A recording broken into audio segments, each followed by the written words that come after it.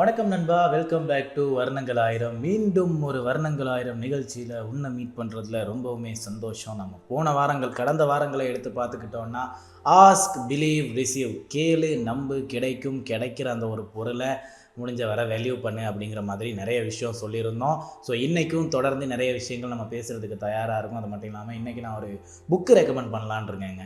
So நம்மளோட நிகழ்ச்சிகள்லாம் எடுத்து பார்த்தீங்கன்னா மோஸ்ட்லி படங்கள் ரெக்கமெண்ட் பண்ணுறது இருக்கும், அப்படி இல்லைன்னா ஏதாச்சும் ஒரு பொருளை ரெக்கமெண்ட் பண்ணுறது, அப்படி இல்லைன்னா இந்த ஒரு விஷயத்தை நீங்கள் பண்ணிங்கன்னா சோகமாக இருக்க தேவையில்லை, இந்த ஒரு விஷயத்தை நீங்கள் பண்ணலைன்னா கரெக்டாக இருக்கும் அப்படிங்கிற மாதிரி நிறைய விஷயம் பேசியிருப்போம்ல. அதே மாதிரி இன்றைக்கி நான் ஒரு புக்கை ரெக்கமெண்ட் பண்ணலான்ருக்கேன். ஸோ தொடர்ந்து அந்த புக்கை பற்றியும் பேசுவோம். அந்த புக்கை கம்ப்ளீட்டாக நானே வாசிச்சிட்டேனா அப்படின்னு கேட்டிங்கன்னா இன்னுமே இல்லை. ஆனாலுமே முடிஞ்ச வரை இன்னும் கடந்த வர்ற வாரங்களில் இனிமேல் வர்ற வாரங்களில் அந்த புக்கை படித்து நான் அதில் இருக்கிற விஷயங்களை வச்சு உங்களுக்கு நிறைய விஷயங்கள் பேசுகிறதுக்கு தயாராக இருக்கேன்.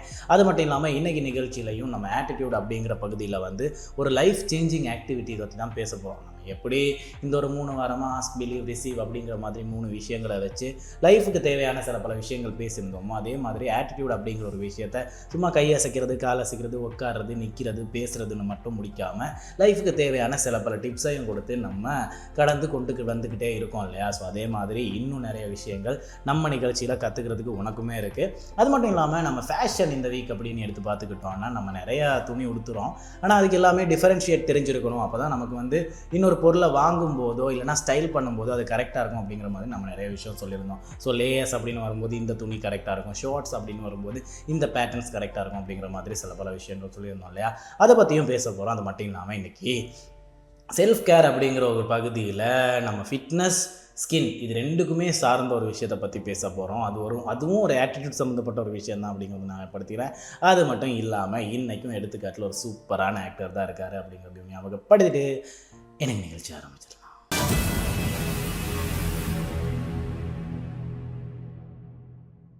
இன்றைக்கி நிகழ்ச்சியை நம்ம மறக்காமல் ஃபேஷன்லேருந்து ஸ்டார்ட் பண்ணிடலாம். ஸோ தொடர்ந்து இன்றைக்கி ஃபேஷன் தான் ஃபஸ்ட்டாக நம்ம பேச போகிறோம். ஸோ ஃபேஷன் அப்படிங்கிற இடத்துல நம்ம இன்றைக்கி முக்கியமாக பேச போகிறது ஷர்ட்ஸ் பற்றின ஒரு விஷயம் தான். ஸோ ஷர்ட்ஸ் அப்படிங்கிற ஒரு விஷயத்தை வச்சு நம்ம ஃபேஷனில் நிறைய விஷயம் பேசியிருந்தோம். ஏன்னா நம்ம ஒரு இடத்துக்கு போகிறோம், இல்லைனா ஒரு நம்பரை சந்திக்க போகிறோம் அப்படின்னு இருந்தாலே அவங்க நம்மளோட லுக்கில் இருந்தோ நம்மளோட ஃபேஷனில் இருந்தோ நிறைய விஷயங்கள் அட்மையர் பண்ணிப்பாங்க இல்லையா.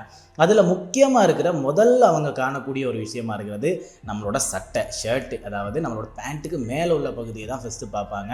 ஸோ அப்படிங்கிறதுனாலேயே ஷர்ட் அப்படிங்கிற ஒரு விஷயத்தை நம்ம எவ்வளோ பர்ஃபெக்டாக உடுத்த முடியுமோ அவ்வளோ பர்ஃபெக்டாக உடுக்கணும். பர்ஃபெக்ட் அப்படிங்கிற ஒரு வார்த்தை எல்லாருமே யூஸ் பண்ண முடியுமா அப்படின்னு கேட்டுக்கிட்டிங்கன்னா இல்லை, யாருமே யூஸ் பண்ண முடியாது.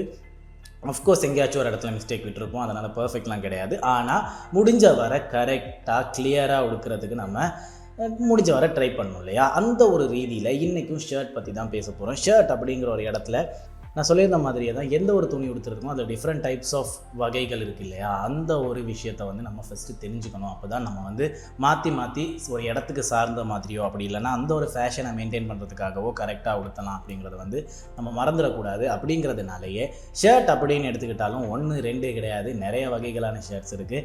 நம்மளோட இலங்கையில் உடுத்தக்கூடிய சில பல ஷர்ட்ஸ் இருக்குது, இங்கே உள்ள கல்ச்சருக்கு ஏற்ற மாதிரியான ஷர்ட்ஸ் இருக்குது இல்லையா. அந்த ஷர்ட்ஸ் எங்கே எப்படி உடுத்தலாம், இந்த ஷர்ட்டில் இருக்கிற டிஃபரன்ஷியேட் என்ன அப்படிங்கிறத தான் நம்ம தொடர்ந்து பேச போகிறோம். அப்படிங்கிற ரீதியில் நம்ம ஃபஸ்ட்டு பார்க்க போகிறது ட்ரெஸ் ஷர்ட்ஸ் அப்படின்னு எடுத்து பார்த்துக்கிட்டிங்கன்னா நம்ம ஒஃபிஷியலாக கேஷுவலாக ஒவ்வொரு இடத்துக்கும் உடுத்துகிற அந்த ஒரு சட்டை தான். ஸோ இந்த ஒரு ஷர்ட்டில் இருக்கிற டிஃப்ரெண்ட் என்ன அப்படின்னு பார்த்துக்கிட்டிங்கன்னா இது ஒரு பிளெயின் கலராக வரும், அப்படி இல்லைனா ஒரு ஸ்ட்ரைப்பாக வரும். இந்த ஒரு ஷர்ட்டில் டிஸ்டர்பிங்காக எதுவுமே இருக்காது, ஒரு கிளியரான கட் தான் இருக்கும் அப்படிங்கிறது தான் உண்மை. ஸோ நம்மளோட லியோ படத்தை எடுத்து பார்த்துக்கிட்டிங்கன்னா இல்லை மாஸ்டர் படத்தை எடுத்து பார்த்துக்கிட்டிங்கன்னா அவரோட கேரக்டர் டிஃப்ரென்ஷியேட் காட்டுறதுக்காக ஒரு விஷயம் பண்ணியிருப்பாங்க. ஃபஸ்ட் ஹாஃப் ஃபுல்லாகவே அவரோட ஷர்ட் ட்ரெஸ்ஸிங் எல்லாம் எப்படி இருக்குன்னு பார்த்துக்கிட்டிங்கன்னா ஒரு செக்டு ஷர்ட், அந்த செக்டு ஷர்ட்லேயுமே ஒரு டிஃப்ரெண்ட்டான செக்டு ஷர்ட் தான் யூஸ் பண்ணியிருப்பாங்க. ஒரு டிஸ்டர்பிங் குவாலிட்டி இவர்கிட்ட இருக்குது, இவர் எப்போவுமே கன்ஃபியூஸ்டாக தான் இருப்பார் அப்படிங்கிறத காட்டுறதுக்காக அந்த ஒரு ஷர்ட் யூஸ் பண்ணியிருப்பாங்க. அதே மாதிரி அவரோட செகண்ட் ஹாஃபில் பார்த்துக்கிட்டிங்கன்னா அவர் ஆல் கிளியர் ஆனதுக்கப்புறம் மோஸ்ட்லி 1 கலர் ஷர்ட்ஸ் தான் உடுத்துவார். ஒரே ஒரு கலரில் தான் ஷர்ட் உடுத்துவார். அதுவும் டிஃப்ரெண்ட்டான கலரில் உடுத்தியிருந்தாலும் one colour plain colour shirts தான் உடுத்திருப்பார். அதுக்கு ஒரு விஷயம் என்ன அப்படின்னு பார்த்துக்கிட்டிங்கன்னா, அவரோட ட்ரெஸ்ஸை வச்சு அவரோட கேரக்டரை டிஃபைன் பண்ணியிருப்பாங்க. அவரோட இந்த கேரக்டருக்கு செக்டு ஷர்ட்ஸ், ஒரு கிளியர் இல்லாத ஷர்ட்ஸ் உடுத்திக்கிறது வந்து அவரோட கன்ஃபியூஸ்டான பர்சன், அவருக்கு ஒரு கிளாரிஃபிகேஷன் இல்லாத ஒரு ஆள் அப்படிங்கிறத காட்டுறதுக்காக உதவியாக இருந்திருக்கு. அதே மாதிரி இந்த பக்கம் எடுத்து பார்த்துக்கிட்டிங்கன்னா, அவரோட அந்த ஒரு பிளெயின் கலர், தனி கலர் அப்படிங்கிற ஷர்ட் வந்து முடிஞ்ச வரை அவர் கிளியராக இருக்கார் அப்படிங்கிற ஒரு விஷயத்தை காட்டுறதுக்கு கரெக்டாக இருந்திருக்கு. ஸோ இந்த ஒரு ட்ரெஸ் ஷர்ட் அப்படிங்கிறது வந்து மோஸ்ட்லி க்ளீனாக இருக்கும், ஒன் பேட்டர்ன் அப்படிங்கிற மாதிரி தான் இருக்கும் அப்படிங்கிறத ஞாபகப்படுத்தியே ஆகணும். அடுத்ததான் நம்ம என்ன மாதிரி ஷர்ட்ஸ் இருக்குது அப்படிங்கிறதையும் பார்த்துடலாம். ஸோ அதில் நெக்ஸ்ட் இருக்கிறது என்ன அப்படின்னு பார்த்துக்கிட்டிங்கன்னா, கேஷுவல் ஷர்ட். இந்த ஒரு கேஷுவல் ஷர்ட்டுக்கும் இந்த ஒரு ட்ரெஸ் ஷர்ட்டுக்கும் இருக்கிற டிஃப்ரெண்ட் என்ன அப்படின்னு பார்த்துக்கிட்டிங்கன்னா, கேஷுவல் ஷர்ட் அப்படிங்கிறது வந்து டிஃப்ரெண்ட் டைப்ஸில் வரும். ஒரு பிளெயின் கலராக இருக்கலாம், ஒரு செக்டு ஷர்ட்டாக இருக்கலாம், ஒரு ஸ்ட்ரிப்டு ஷர்ட்டாக இருக்கலாம். இந்த மாதிரி நிறைய டிஃப்ரெண்ட் ஷேட்ஸில் வரும். அது மட்டும் இல்லாமல் இந்த ஒரு ட்ரெஸ் ஷர்ட் அப்படிங்கிறது வந்து உங்களோட பாடிக்கு ஒத்து போகிற மாதிரி ஸ்லிம் ஃபிட்டாக கூட உடுத்தலாம், நல்லாவே இருக்கும். ஆனால் கேஷுவல் ஷர்ட்ஸ் வந்து முடிஞ்ச வரை நீங்கள் உங்களோட பாடியோட ரொம்ப கனெக்டடாக இருக்காமல் கம்ஃபர்டபுளாக உடுத்தலாம். ஆனால் ட்ரெஸ் ஷர்ட் அப்படிங்கிறத வந்து கம்ஃபர்டபுளாக உடுத்த முடியுமா அப்படின்னு கேட்டுக்கிட்டிங்கன்னா, கம்ஃபர்டபுளாக தான் இருக்கும். ஆனாலுமே உங்களோட பாடி இன்னும் அட்ராக்டடாக தெரிகிறதுக்காக நீங்கள் அந்த ஒரு விஷயத்தை வந்து கிளியராக உடுத்தணும் அப்படிங்கிறதுக்காகவே அந்த ஒரு ட்ரெஸ்ஸோட ஒத்து போகிற மாதிரி தான் நீங்கள் உடுத்தி ஆகணும். ஆனால் கேஷுவல் ஷர்ட்ஸ் வந்து நீங்கள் பெக்கியாக உடுத்தினாலும் சரி, லூஸாக உடுத்தினாலும் சரி, அப்படி இல்லையா ஓகே டைட்டாகவே உடுத்தினாலும் சரி, கேஷுவலாக உங்களுக்கு கம்ஃபர்டபுளாக கரெக்டாக இருக்கும். அப்படிங்கிறதுனால தான் கேஷுவல் ஷர்ட்ஸ் வந்து இந்த ஒரு பிளெயின் ஷர்ட்லேருந்து டிஃப்ரென்ஷியேட் ஆகுது. ஸோ உங்களுக்கு தெரியும், இந்த ஒரு பிளெயின் ஷர்ட்டை நீங்கள் ஒரு ஒர்க்கு கொடுத்து போகிறீங்கன்னா நல்லாவே இருக்கும். ஆனால் கேஷுவல் ஷர்ட்ஸ் வந்து ஒர்க்கு கொடுத்து போகிறீங்கன்னா அதுக்கான ஒரு டே இருக்கும் இல்லையா, அந்த டேஸில் மட்டும் மாற்றி உடுத்து போங்க. அப்போது உங்களோட கேஷுவாலிட்டிக்கும் உங்களோட ப்ரொஃபஷனாலிட்டிக்கும் டிஃபரன்சஸ் இருக்கும். அப்புறமா நம்ம சொன்ன மாதிரி தான் இந்த ஒரு செக்டு பேட்டர்ன் ஷர்ட்ஸ் அப்படின்னு வரும்போது நம்ம சொல்லியிருந்தோம், இதுக்கு முன்னாடியே இந்த கீழே உள்ள எபிசோட் பார்த்தீங்கன்னா இந்த ஒரு எபிசோடில் உங்களுக்கு தெரியும் செக்டு பேட்டர்ன் ஷர்ட்ஸ் வந்து எப்படி டிஃப்ரெண்ட்டான செக்டோட வருது அப்படிங்கிற மாதிரி ஒரு விஷயம் நம்ம கதைச்சிருந்தோம் இல்லையா. ஸோ செக்டு ஷர்ட் உங்களுக்கு கேஷுவலாகவும் உடுத்தலாம், ஒஃபிஷியலாக பல செக்டு ஷர்ட் மட்டும் தான் உடுத்தலாம். அந்த ஒரு செக்டு ஷர்ட்ஸ் என்ன அப்படிங்கிறத பார்க்கணுன்னா கீழே நம்மளோட லிங்கை கிளிக் பண்ணி பார்த்துக்கோங்க. லிங்க் கிடையாது, கீழே உள்ள எபிசோட உங்களுக்கு பார்க்கக்கூடியதாக இருக்கும் இந்த ஒரு பிளேலிஸ்ட்லேயே சோஷியல் மீடியாவில் அப்படிங்கிறத ஞாபகப்படுத்திக்கிறேன். ஸோ தொடர்ந்து அந்த நிகழ்ச்சியையும் உங்களுக்கு பார்த்து இந்த ஒரு விஷயத்தை தெரிஞ்சுக்கலாம். ஸோ மோஸ்ட்லி நீங்கள் செக்டு ஷர்ட் உடுத்துறீங்கன்னா கேஷுவலாகவே மெயின்டைன் பண்ணுங்கள். ஒஃபிஷியலாக செக்டு ஷர்ட் உடுத்துறதுன்னா அந்த ஒரு டிஃப்ரெண்ட்டான வைபான ஒரு ஷர்ட் இருக்கும், அந்த ஷர்ட்டை மட்டும் யூஸ் பண்ணுங்கள். அந்த ஒரு ஷர்ட் என்ன அப்படிங்கிறத வந்து பார்த்து உங்களுக்கு தெரிஞ்சுக்கக்கூடியதாக இருக்கும். ஸோ கேஷுவலான செக்டு ஷர்ட்ஸுக்கு வந்து நிறைய பேர் சொல்கிற ஒரு வார்த்தை தான் ஃப்ளானல் ஷர்ட்ஸ். ஆனால் நம்ம கடைகளில் போயிட்டு கேட்க முடியுமா அப்படின்னு பார்த்துக்கிட்டிங்கன்னா, ஃப்ளானல் ஷர்ட் அப்படின்னு சொன்னால் யாருக்குமே தெரியாது. அப்படிங்கிறதுனால நீங்கள் செக்டு ஷர்ட்னு கேட்குறதே கரெக்டாக இருக்கும். அதோட மெட்டீரியலை பொறுத்து இது ஒஃபிஷியலாக கரெக்டாக இருக்குமா அப்படி இல்லைனா கேஷுவலாக கரெக்டாக இருக்குமான்றது உங்களுக்கே பார்க்கக்கூடிய மாதிரி இருக்கும் அப்படிங்கிறதையும் மறந்துடாதீங்க. ஸோ செக்டு ஷர்ட்ஸ் எடுக்கிறீங்கன்னா அது வந்து உங்களோட ட்ரெஸ் ஷர்ட்லேருந்து டிஃப்ரெண்ட்டாக இருக்கும் அப்படிங்கிறத வந்து ஞாபகம் வச்சுக்கோங்க.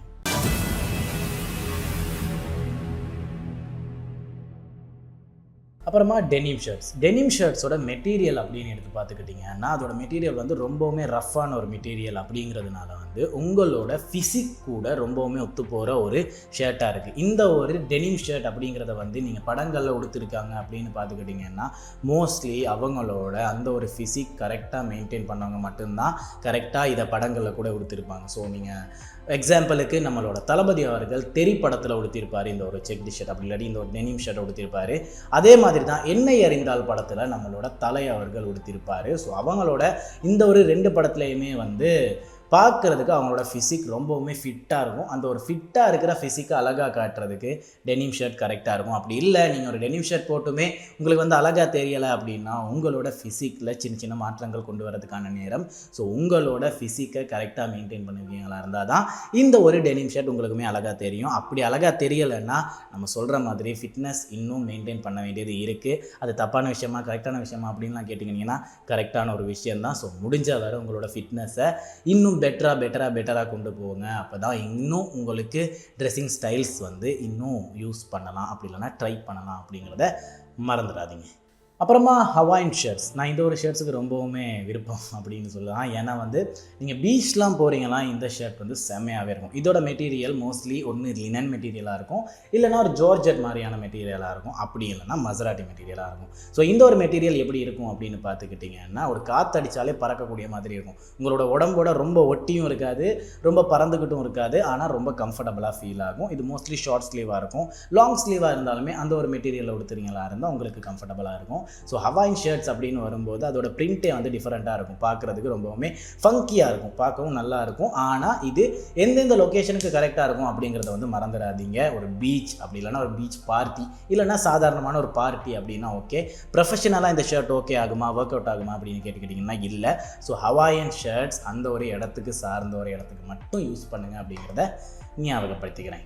அப்புறம் ஹென்லி ஷர்ட்ஸ். இந்த ஒரு ஹென்லி ஷர்ட்ஸ் அப்படிங்கிறத வந்து ஃபாரினில் ஹென்லி ஷர்ட்னு சொல்லியிருக்காங்க. ஆனாலுமே நம்ம எப்படி எடுத்துக்கலாம் அப்படின்னு பார்த்துக்கிட்டிங்கன்னா ஹை நெக் அப்படின்னு சொல்லலாம். ஸோ இந்த ஒரு நெக் வந்து உங்களோட காலர்லேருந்து மேலே உங்களோட நெக்குடையே ஒட்டி போகிற மாதிரியான ஒரு காலர் இருக்கும். அந்த ஒரு காலர் வந்து நம்ம மோஸ்ட்லி இந்த ஒரு குர்த்தீஸ் அப்படின்னு உடுத்தும் போது தான் உடுத்துகிறோம். ஸோ மோஸ்ட்லி இந்த ஷர்ட்டாக உடுத்தலாமா அப்படின்னு கேட்டுக்கிட்டிங்கன்னா நல்லா தான் இருக்கும், ஆனால் ரொம்ப டிஃப்ரெண்ட்டாக இருக்கும், கொஞ்சம் ஃபங்கியான லுக்கில் கொடுக்கும். அப்படிங்கிறதுனால குர்த்தீஸில் மட்டும் மெயின்டைன் பண்ணிக்கிறது நல்லது அப்படிங்கிறது தான் என்னோட ஒரு குட்டி அட்வைஸ். இருக்கிறதுனா எடுத்துக்கலாம், இல்லைன்னா விட்டுடலாம். அப்புறமா டிஷர்ட் அப்படின்னு வரும்போது ஃபஸ்ட்டே இருக்கிறது போலோ டிஷர்ட், அதுக்கப்புறமா இருக்கிறது டிஷர்ட், அதுக்கப்புறமா இருக்கிறது ஸ்வெட் ஷர்ட், அதுக்கப்புறமா லாங் ஸ்லீவ் டிஷர்ட் அப்படின்னு இல்லைன்னா ஸ்லீவ்லெஸ் டிஷர்ட்ஸ். இந்த ஒரு டிஃப்ரெண்ட்டை நம்ம இன்னொரு நாள் பேசலாமே. ஏன்னா வந்து ஷர்ட்ஸுக்கும் டிஷர்ட்ஸுக்கும் நிறைய டிஃப்ரெண்ட் இருக்குது. நம்ம டிஷர்ட்ஸ் அப்படின்னு வரும்போது இந்த டிஷர்ட் கரெக்டாக இருக்கும் அப்படிங்கிற மாதிரி சில பல விஷயங்கள் இருக்குது இல்லையா, அந்த ஒரு விஷயத்தை நம்ம தொடர்ந்து அடுத்த வாரமும் பேசலாம் அப்படிங்கிறத ஞாபகப்படுத்திக்கிறேன். ஸோ அடுத்து நம்ம என்ன பேசலாம் அப்படின்னு பார்த்துக்கிட்டிங்கன்னா செல்ஃப் கேர் அப்படிங்கிற ஒரு பகுதியை தான் பேச போகிறோம். இந்த செல்ஃப் கேர் அப்படிங்கிற பகுதி பசங்களுக்கு ரொம்பவுமே பிடிச்ச ஒரு பகுதியாக இருக்குது. நீங்கள் தாடி வச்சவராக இருக்கலாம், இல்லைன்னா உங்களுக்கு தாடி வளரலையாக இருக்கலாம், ஒரு பேட்சி பியர்டாக இருக்கலாம், ஏன் பியர்டே இல்லாமல் கூட போகலாம். அந்த ஒரு இடத்துல இந்த ஒரு விஷயத்தை நீங்கள் கரெக்டாக மெயின்டைன் பண்ணிட்டீங்கன்னா உங்களோட ஃபேஸ் ஸ்ட்ரக்சர் இன்னுமே பார்க்க ரொம்பவுமே அழகாக இருக்கும் அப்படிங்கிறத ஞாபகப்படுத்திக்கிறேன். ஸோ நம்ம இன்னைக்கு செல்ஃப் கேரில் பேச போகிறது என்ன அப்படின்னு பார்த்துக்கிட்டிங்கன்னா உங்களோட ஜாலைன் பற்றி தான். ஸோ நம்ம ஜாலைன் பற்றி பேசணுன்னா ஃபஸ்ட்டு நம்ம ஃபேஸ் ஷேப்ஸ் பற்றி தெரிஞ்சுக்கணும். எனக்கு இந்த ஒரு பெயர்களை வந்து டக்குன்னு மனசில் வச்சுக்க முடியல, அதனால் நம்ம தொடர்ந்து பெயர்களை கொஞ்சம் பார்த்து சொல்லிடுவோம். அடுத்தடுத்து நம்ம இந்த ஒரு ஜாலைன் அப்படிங்கிறத வந்து ஸ்ட்ராங்காக வச்சுக்கிறதுக்கு அப்படி இல்லைனா வைடாக வச்சுக்கிறதுக்கு என்னென்ன மாதிரியான ஒர்க் அவுட்ஸ் நம்ம க்ரியேட்டடாக பண்ணலாம் அப்படிங்கிறத வந்து தொடர்ந்து பேசுவோம், ஓகேவா? ஸோ இதில் முக்கியமாக இருக்கிறது oblong, diamond, square, heart, triangle, oval, round. So இந்த ஒரு விஷயத்தை நான் ஏன் ஃபஸ்ட்டே சொல்லிக்கிறேன் அப்படின்னு பார்த்துக்கிட்டிங்கன்னா இந்த ஒரு ஒப்லாங் அப்படிங்கிற ஒரு ஸ்ட்ரக்சர் இருக்கு இல்லையா, அது வந்து உங்களோட ஃபேஸ் இன்னுமே லென்த்தாக இருக்கும் உங்களோட நெக்கையும் விட. அப்படிங்கிறதுனால ஆல்மோஸ்ட் உங்களுக்கு ஒரு ஜோலைன் க்ரியேட் ஆகியிருக்கும். அந்த ஜோலைன் வந்து இந்த ஒரு ஷேப்பில் இருக்குமா அப்படின்னு கேட்டுக்கிட்டிங்கன்னா இல்லை, ஸ்ட்ரெயிட்டாக இருக்கும். அதுக்கு வந்து ஸ்ட்ரெயிட்டாக வந்துட்டு அதுக்கப்புறம் ஃப்ரண்ட் ஆகுற மாதிரி ஒரு ஷேப் வந்திருக்காது. அப்படிங்கிறதுனால ஸ்ட்ரெயிட்டாகவே இருக்கிறதுனால இதில் நம்ம ஜோலைன் ட்ரை பண்ணுறது கொஞ்சம் கஷ்டம். அப்படிங்கிறதுனால இதுக்கு டிஃப்ரெண்ட்டான இன்னொரு அட்ராக்டிவான விஷயத்தை வந்து ட்ரை பண்ணலாம். அதை நம்ம தொடர்ந்து அடுத்த வாரம் பேசலாம். அடுத்ததாக டயமண்ட் அப்படிங்கிற ஒரு விஷயத்தில் நம்ம ஜோலைன் கரெக்டாக க்ரியேட் பண்ணிக்கலாம். அப்புறம் ஸ்கொயர் அப்படிங்கிற ஒரு விஷயத்தில் கரெக்டாக ஜோலைன் வச்சுக்கலாம். அதுக்கப்புறம் ஹார்ட் அப்படிங்கிற விஷயத்தில் கூட ஜோலைன் அட்லீஸ்ட் கொஞ்சமாச்சும் மெயின்டைன் பண்ணிக்கலாம், ஆனால் ரொம்ப எக்ஸ்பெக்ட் பண்ண முடியாது.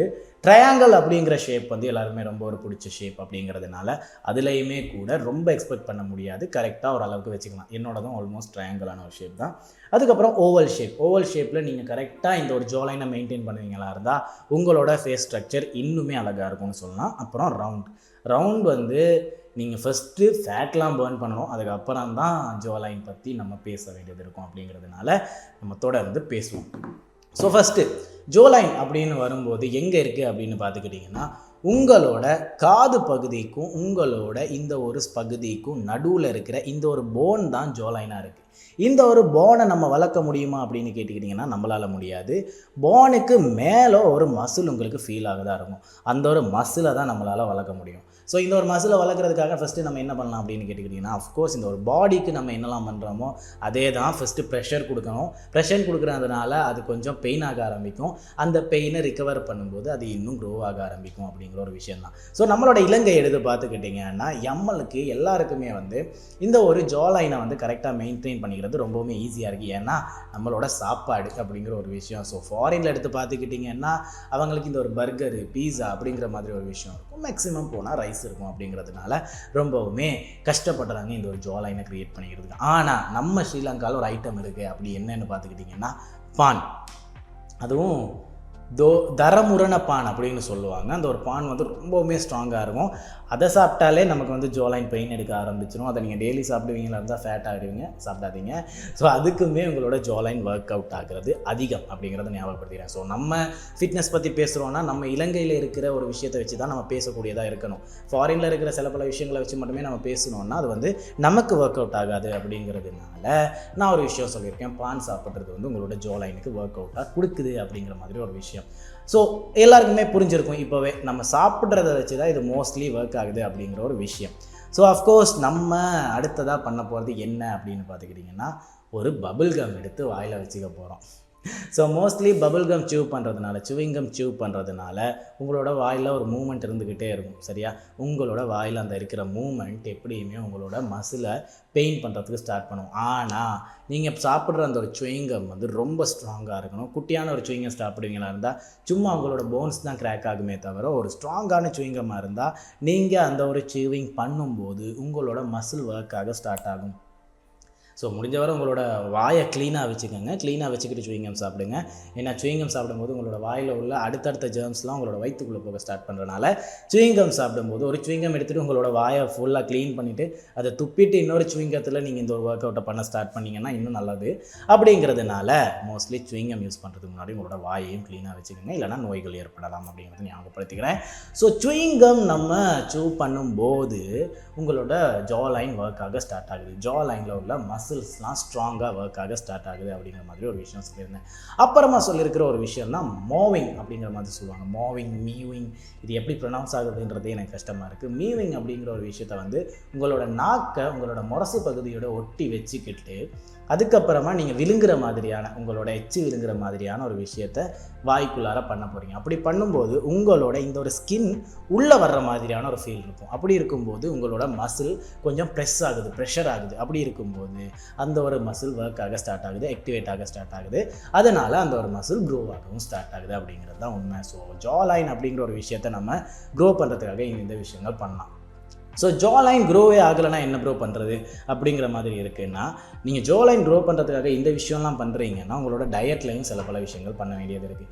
என்ன ப்ரோ சொல்கிறீங்க, வாயில் உள்ள 2 முள்ளை வர வைக்கிறதுக்கும் நான் டயட் வச்சுக்கணுமா அப்படின்னு கேட்டுக்கிட்டிங்கன்னா, ஆமாம். ஏன்னா வந்து உங்களோட ஃபேட் அப்படிங்கிற ஒரு பகுதி உங்களோட வயிற்றில் மட்டும்தான் போயிட்டு ஸ்டோர் ஆகுதா அப்படின்னு கேட்டிங்கன்னா இல்லை, முதுகில், ஷோல்டர்ஸில், கையில், ஏன் உங்களோட மூஞ்சில் கூட ஸ்டோர் ஆகுது. ஸோ அந்த ஒரு ஃபேட்டை கம்மி பண்ண தான் உங்களோட ஜா லைன் மசில் வெளியே தெரிய ஆரம்பிக்கும். அப்படி இல்லைன்னா உங்களோட மூஞ்சி கூட தொப்பேனதாக இருக்கும் அப்படிங்கிறத வந்து ஞாபகப்படுத்திக்கிறேன். ஸோ உங்களோட டயட் மெயின்டெனன்ஸ் கரெக்டாக இருக்கணும். அந்த ஒரு டயட் மெயின்டெனன்ஸ் எப்படி பண்ணணும், எதுக்காக பண்ணணும், இதை பண்ணுறதுனால என்ன ஒரு யூஸ் இருக்குது அப்படிங்கிறத கீழே ஒரு வீடியோவில் இருக்குது, அதையும் நீங்கள் பார்த்து தெரிஞ்சுக்கலாம் அப்படிங்கிறத ஞாபகப்படுத்திக்கிறேன். ஸோ தொடர்ந்து இந்த ஒரு விஷயத்தை நம்ம அடுத்த வாரமும் பேசுவோம் அப்படிங்கிறத ஞாபகப்படுத்திட்டு அடுத்ததான் நம்ம இன்றைக்கி ஆட்டிடியூட் சம்மந்தமாக பேச போகிறோம்.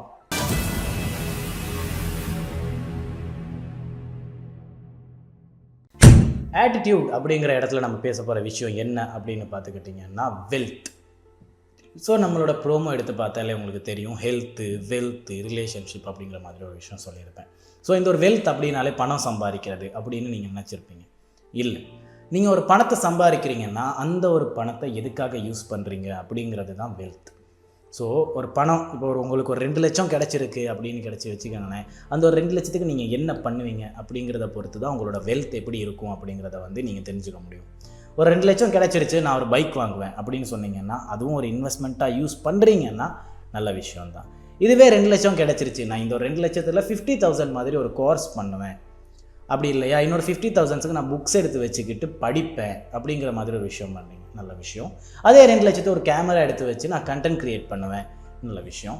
அந்த மாதிரி உங்களுக்கு கிடைக்கிற காசை நீங்கள் எதுக்காக யூஸ் பண்ணுறீங்க அப்படிங்கிறது தான் ஃபஸ்ட்டு வெல்த்தோட காரணமாக இருக்குது. நீங்கள் உங்களோட காசை வந்து சம்பாதிக்கிறீங்க அப்படிங்கிறதுக்காக அது அப்படியே செலவு பண்ணணுமா அப்படின்னு கேட்டுக்கிட்டிங்கன்னா உங்களோட சந்தோஷங்களுக்காக செலவு பண்ணணும் தான். ஆனால் அந்த ஒரு சந்தோஷத்துக்காக செலவு பண்ணுறீங்கன்னா அந்த ஒரு இடத்துல நீங்கள் நினச்சிக்க வேண்டிய விஷயந்தான், இந்த ஒரு செலவு நான் கரெக்டாக தான் பண்ணுறேன், இதுக்கப்புறமா என்னால் சம்பாதிக்க முடியும் அப்படிங்கிற ஒரு ஆட்டிடியூடை மனசில் வச்சுக்கணும். அந்த ஒரு பிலீஃப் இருந்தால் தான் உங்களுக்கு தொடர்ந்து சம்பாதிக்க முடியும். சைக்காலஜி ஆஃப் மணி அப்படிங்கிறதே வந்து நீங்கள் அந்த ஒரு பணத்து மேலே வைக்கிற நம்பிக்கை தான் உங்களுக்கு திருப்பி அந்த பணம் வர்றதுக்கான ரீசனாகவே இருக்க போகுது. புரியுதா? ஸோ முடிஞ்ச வரை சம்பாதிக்கும் போதோ அப்படி இல்லைனா செலவழிக்கும் போதோ உங்களோட காசு உங்களுக்கு திருப்பி வரும் அப்படிங்கிற ஒரு நம்பிக்கையும் வச்சுக்கோங்க. ஆனால் செலவழிக்கிற ஒவ்வொரு விஷயத்துலையும் உங்களுக்கு யூஸ்ஃபுல்லான ஒரு விஷயம் இருக்கா அப்படிங்கிறத மறந்துடாமல் பார்த்து செலவழிங்க.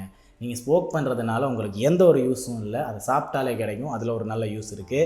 நீங்கள் ட்ரிங்க் பண்ணுறதுனால எந்த ஒரு யூஸுமே இல்லை, அதையும் நீங்கள் சாப்பிட்றதுனால நல்ல விஷயம் இருக்கும். அப்படி இல்லையா அந்த ட்ரிங்க் பண்ணுற காசை வச்சே நீங்கள் எவ்வளோ விஷயம் பண்ணியிருக்கலாம், அதை பண்ணியிருந்தாலே நல்லா இருந்திருக்கலாம் அப்படிங்கிற மாதிரி சிச்சுவேஷனுக்கு விழுந்திருப்பீங்க.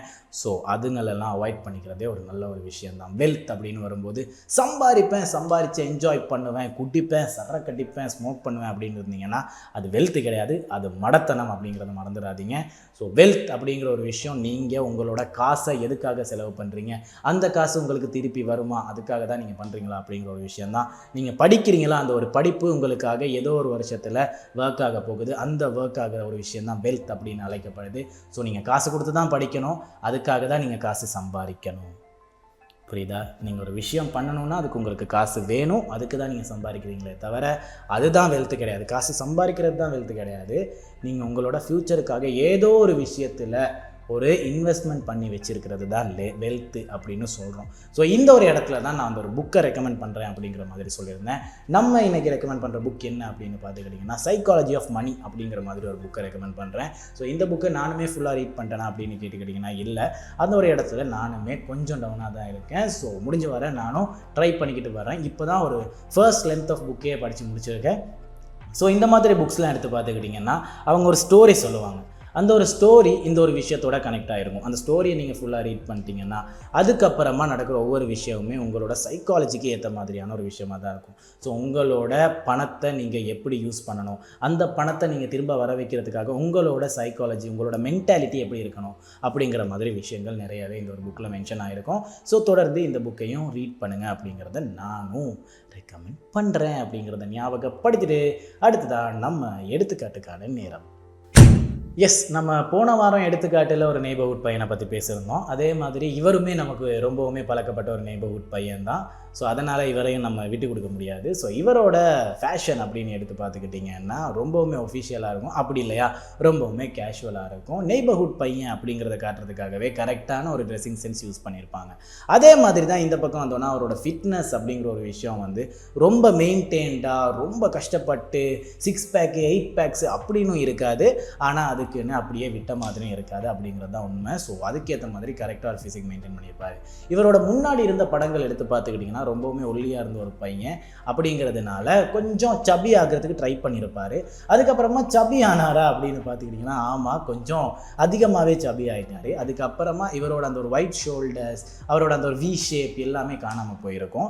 அதுக்காகவே இவர் கரெக்டான ஒரு ஃபிட்னஸ் மெயின்டைன் பண்ணி இப்போ ஒரு ஒயிட் ஷோல்டர்ஸ் வச்சுக்கிட்டு வி ஷேப்போட ஒரு பாடி மெயின்டைன் பண்ணிக்கிட்டு வராரு. அதனாலேயே இவர் எந்த ஃபேஷன் மெயின்டைன் பண்ணாலும் கரெக்டாக தெரியுது. எல்லா படங்கள்லையுமே டிஃப்ரெண்ட்டான ஃபேஷன் மெயின்டைன் பண்ணுறாரு.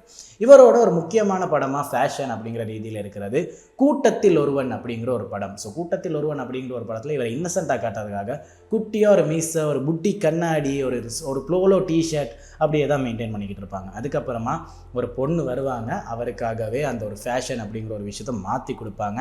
அதுக்கப்புறமா அந்த ஒரு பொண்ணு பார்த்துச்சா, அந்த பொண்ணு என்ன சொல்லுது அப்படிங்கிறது இல்லை முக்கியம், அவரோட அந்த ஒரு கான்ஃபிடென்ட் லெவலை நீங்கள் வந்து படத்தில் பார்க்கக்கூடியதாக இருக்கும். ஏன்னா வந்து அவர் கான்ஃபிடென்ட்டாக இல்லாதனால தான் அவரோட ஃபேஷனை கூட அவர் கரெக்டாக மெயின்டைன் பண்ணியிருக்க மாட்டார். ஆனால் அவரோட ஃபேஷனை சேஞ்ச் பண்ணதுக்கப்புறம் அவரோட கான்ஃபிடென்ட் லெவல் இன்னும் பீக்கில் போயிருக்கும் அப்படின்னு தான் சொல்லணும். அதனாலேயே அவரோட அந்த ஒரு படம் ரொம்பவுமே ஸ்பெஷலாக இருக்குது. ஸோ நீங்கள் மிஸ் பண்ணாமல் பார்க்கக்கூடிய ஒரு படமாக இருக்குது. ஏன்னா கூட்டத்தில் ஒருவன் அப்படிங்கிற ஒரு படம் வந்து அவருக்கு கான்ஃபிடென்ட் இல்லாதனால, அவர் பயப்படுறனால, அவர் இன்னொருத்தரோட பேச்சுக்கே அடங்கி இருக்கிறனால அவரோட லைஃப்பில் என்னெல்லாம் மிஸ் பண்ணுறாரு அப்படிங்கிற மாதிரி ஒரு விஷயத்தை காட்டியிருப்பாங்க. அதுக்கப்புறம் அதிலிருந்துலாம் வெளியே வந்தால் என்ன மாதிரி ஒரு மாற்றம் கொண்டு வரலாம் அப்படிங்கிற மாதிரி ஒரு விஷயத்தை கொண்டு வந்திருப்பார். இந்த படத்தில் ஒரு முக்கியமான சீன் இருக்கும். இவரோட கையில் ஒரு செயினை வச்சு பார்த்து யோசிச்சுக்கிட்டே இருப்பார். அப்போ ஒரு செயின் அடிச்சுட்டு போயிடுவாங்க. அந்த ஒரு இடத்துல ஒரு டயலாக் வரும். நம்ம சொல்கிற ஒரு டயலாக் தான், நம்ம மாறுற வரைக்கும் எதுவுமே மாறாது அப்படிங்கிறத வந்து நான் அப்போ தான் புரிஞ்சுக்கிட்டேன் அப்படிங்கிற மாதிரி ஒரு விஷயம் சொல்லியிருப்பார். அது ஒரு அழகான விஷுவலாக கொண்டு வந்திருப்பாங்க. அவருக்குள்ளேருந்து அவரோட மனசாட்சி வந்து அவருக்கே திட்டிட்டு அந்த ஒரு மனசாட்சி துரத்துற மாதிரி இருக்கும். மனசாட்சி துரத்தும் போது போயிட்டு அந்த ஒரு செயினை பாதுகாத்து திரும்ப கொண்டு வர முடியுமா அப்படின்னு கேட்டுக்கிட்டிங்கன்னா இல்லை. உங்களோட மனசை சொல்லணும், இதை பண்ணு, இதை செய், இது போயிட்டு பண்ணால் இப்படி தான் நடக்க போகுது அப்படின்னு நிறைய பிளான் பண்ணும். ஆனால் நீங்கள் ஒரே இடத்துல தான் உட்காந்துக்கிட்டு இருப்பீங்க.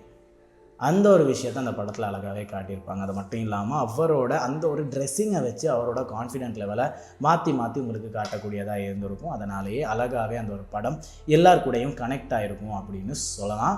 ஸோ தொடர்ந்து நீங்களுமே அந்த படத்தை பார்க்குறீங்கன்னா இந்த படத்தை கண்டிப்பாக பாருங்கள். பார்க்கும்போது உங்களுக்குமே ஒரு மாற்றத்துக்கான முதல் படியாக கூட இந்த படம் இருக்கலாம். அதுக்கப்புறம் அவர் ஒரு பிஸ்னஸ் ஸ்டார்ட் பண்ணியிருப்பார், ஒரு என்ஜிஓ மாதிரியான பிஸ்னஸ் ஸ்டார்ட் பண்ணியிருப்பார். அதனால் ஊரில் உள்ள எல்லாருக்குமே சாப்பாடு போடுற மாதிரி ஒரு நல்ல காரியம் பண்ணியிருப்பார். அதுக்கப்புறமா மோஸ்ட்லி வேஷ்டி சட்டை அப்படின்ற மாதிரி தான் உடுத்திருப்பார். அவரோட அந்த ஒரு ஒரிஜினாலிட்டியை மாற்றிக்காமல் அவரோட புட்டி கண்ணாடியை போட்டிருப்பார். ஆனாலுமே அந்த ஒரு ஸ்டார்ட்டில் இருக்கிற அந்த ஒரு கான்ஃபிடென்ட் இருக்காது. இங்கே பார்த்தீங்கன்னா அவர் ரொம்ப மெச்சூர்டாக இருப்பார். அந்த ஒரு கான்ஃபிடென்ட் கம்மியான ஒரு புட்டி கண்ணாடி கிடையாது, கான்ஃபிடென்ட்டான ஒரு புட்டி கண்ணாடி. எனக்கு ஒரு விஷயம் தெரியும் அப்படிங்கிறத காட்டுறதுக்கான ஒரு புட்டி கண்ணாடியாக இருந்திருக்குமே தவிர அந்த ஒரு கான்ஃபிடென்ட் இல்லாமல் எனக்கு கண்ணே தெரியாது அப்படிங்கிற மாதிரி ஒரு புட்டி கண்ணாடியாக இருக்காமல் இந்த ஒரு விஷயம் பார்க்கவே ரொம்பவுமே நல்லா இருக்கும். ஸோ இவரோட படங்களில் எல்லாருக்குமே பிடிச்ச ஒரு விஷயம் தான், பெண்களுக்கு ரொம்பவுமே பிடிச்ச ஒரு ஆக்டராக இருக்கிறனால ஓ மை கடவுளே அப்படிங்கிற படம் வந்து எல்லாருக்குமே தெரிஞ்ச ஒரு படமாக இருக்கும். இதுவே ப்ளூ ஸ்டார் அப்படிங்கிற ஒரு படத்தை எடுத்து பார்த்துக்கிட்டிங்கன்னா நம்ம முன்னாடியே சொன்ன மாதிரி இவர் வெள்ளையாக இருக்கிற மாதிரியான ஒரு ஆள் அப்படிங்கிறதுனாலேயே கருப்பாக காட்டுறதுக்காக ஒரு மேக்கப் பண்ணியிருப்பாங்க, ஒரு ஹை லென்த் ஆஃப் ஃபங்க் வச்சுருப்பாங்க. இவரோட படங்களில் மோஸ்ட்லி அவரோட ஹேர் ஸ்டைல்லாம் டிஃப்ரெண்ட்டாக காட்டியிருப்பாங்க. ஸோ அதனாலேயே நெய்பர்ஹுட் பையனா நம்ம எல்லாருக்குமே கனெக்ட் ஆகுறாரு அப்படின்னு சொல்லலாம். ஸோ அதுலேயுமே கூட ஒரு retro style of dressing maintain பண்ணணும் அப்படிங்கிறதுக்காக ஒரு ரெட்ரோ பேண்ட், அதுக்கு மேலே ஒரு பிளெயின் ஷர்ட், அந்த ஒரு ஷர்ட்டையும் இன் பண்ணிலாம் ப்ளே பண்ணுற மாதிரி காட்டியிருப்பாங்க. ஸோ இந்த மாதிரி நிறைய டிஃப்ரென்ஸ் படங்களில் காட்டியிருப்பாங்க. இது எல்லாமே ஒத்து போகிறதுக்கு காரணமாக இருக்கிறது அவரோட ஃபிசிக் அப்படிங்கிறது தான் உண்மை. ஏன்னா ஃபஸ்ட்டு அவர் ஒல்லியாக இருக்கும்போது அவரோட ட்ரெஸ்ஸிங் வந்து பார்க்க நல்லா இருந்துச்சா அப்படின்னு கேட்டிங்கன்னா சிம்பிள். அதுக்கப்புறமா சபியாக இருக்கும்போது நல்லா இருந்துச்சா அப்படின்னு கேட்டிங்கன்னா ஓகே. அப்படியே அவரோட ஃபிட்னஸ் கரெக்டாக மெயின்டைன் பண்ணதுக்கப்புறம் கரெக்டாக இருந்துச்சா அப்படின்னு கேட்டிங்கன்னா பர்ஃபெக்ட் அப்படின்னு சொல்கிற மாதிரி இருந்திருக்கும். ஸோ பார்க்குற உங்களுக்கே புரியும் போது நீங்கள் பண்ணுனா எப்படி இருக்கும் அப்படிங்கிறத வந்து கொஞ்சம் ட்ரை பண்ணி பாருங்களேன் அப்படிங்கிறதையும் சொல்லிவிட்டு இன்றைக்கி நிகழ்ச்சியை முடிச்சுக்கலாம். ஸோ இன்றைக்கி நிகழ்ச்சியில் நம்ம நிறைய விஷயம் பேசியிருக்கோம். நான் அந்த ஒரு அசோக் செல்வனோட படத்தில் இருந்த மாதிரி தான் நம்ம மாறுற வரைக்குமே வேறு எந்த ஒரு விஷயமுமே மாறாது. நீங்கள் பணத்தை இந்த ஒரு விஷயமாக தான் பார்ப்பீங்களா இருந்தால் அந்த ஒரு விஷயமாக மட்டும்தான் பணமும் இருக்க போகுது. உங்களோட வாழ்க்கையை இந்த ஒரு விஷயமாக தான் பார்ப்பீங்களா இருந்தால் உங்களோட வாழ்க்கையை இப்படி தான் இருக்க போகுது. உங்களோட கான்ஃபிடென்ட் லெவலை நீங்கள் இப்படி தான் பார்ப்பீங்களா இருந்தால் அப்படி தான் இருக்க போகுது. அதுக்காக நீங்கள் ஒரு மாற்றமாக கொண்டு வரும்போது எல்லாமே மாறும். நீங்கள் மாறுற வரைக்கும் வேறு எதுவுமே மாறாது. அந்த மாற்றத்துக்கான குட்டி குட்டியான வழிகளை தான் நான் கொண்டு வந்து சேர்க்குறேன். நான் மட்டும் மாற்றிடவும் முடியாது அப்படிங்கிறதையும் ஞாபகப்படுத்திட்டு இன்றைக்கி நிகழ்ச்சியை முடிச்சுக்கலாம். இன்னொரு நாள் மீட் பண்ணலாம். அது வரைக்கும் உங்களிடமிருந்து விடை பெறும் நான் உங்கள் சல்லு. போயிட்டு வாங்க. டாடா.